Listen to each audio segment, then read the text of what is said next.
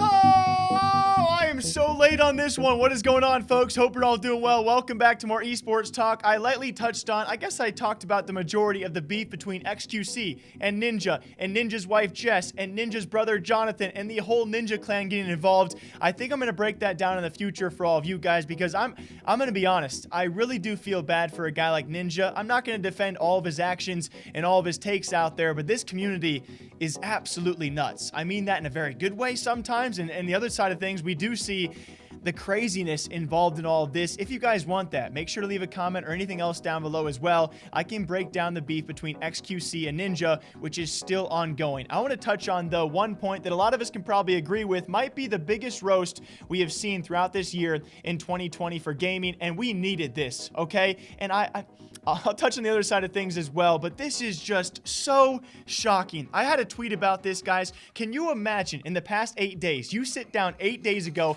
and I look you in the eye and I go, you know what's going to happen in the next 8 days?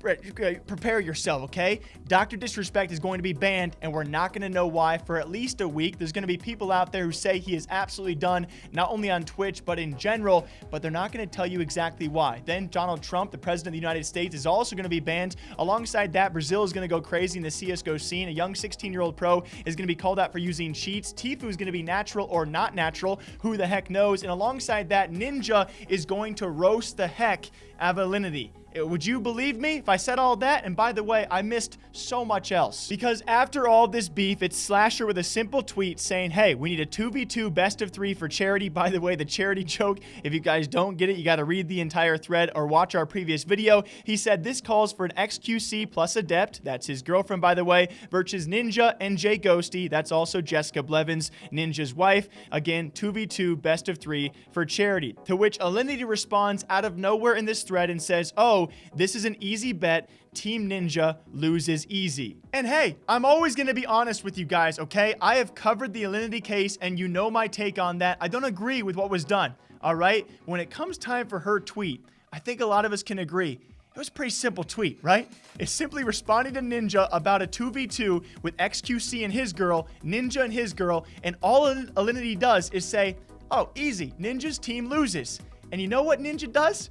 He drops the hottest words of the year, responding, don't you have another cat to abuse? And if you are somehow a stranger or my mom watching, you have no idea what that refers to. Alinity was called out a long time ago and never banned for the issues surrounding cat abuse. She would throw a cat, feed it vodka, put stickers all over its mouth holes and such. Never given a ban until, of course, months later, she had accidental nudity on Twitch as well, where she had to beg for a ban to receive a 24-hour ban. A lot of people think things go on behind the scene as to what she does to not get banned on the platform. And so for Ninja to fire back with this, which by the way brings to light a completely separate talking point as to, is Ninja going to go back to Twitch? Is he allowed to do that and then be accepted back? Because certainly we have seen time and time again current Twitch partner streamers avoid talking about Alinity and avoid talking about the cat abuse scandal for whichever reason. If that's some sort of breach of contract or breach of terms of service for partnered streamers to talk about, a lot of which have been fearful during their time on Twitch to talk about it. Ninja, obviously tied to no platform right now, and the point of me recording, he just drops that.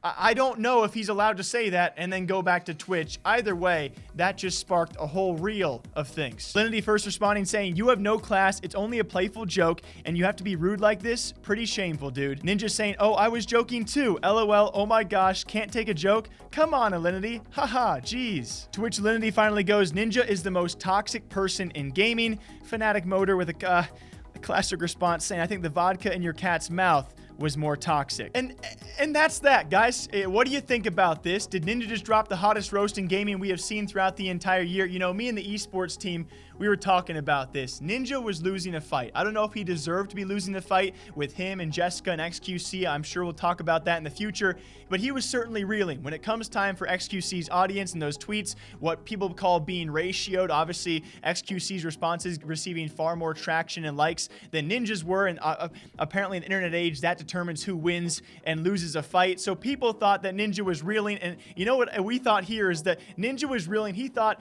who can I swing at where I can't lose? And if there is one person you can swing at for one thing and people have to side with you and they will not team up on Ninja with, It is the Alinity cat abuse not being banned on Twitch scandal. This week has blown my mind. Not only running this channel, not only all of you guys subscribing and commenting, but just the fact of everything going on right now in gaming and streaming. It literally blows my mind that I'm currently breaking this down for a news episode. What do you guys think? Until next time, drink that coffee, drink that water, stay hydrated. I'll see you guys back here sometime freaking soon.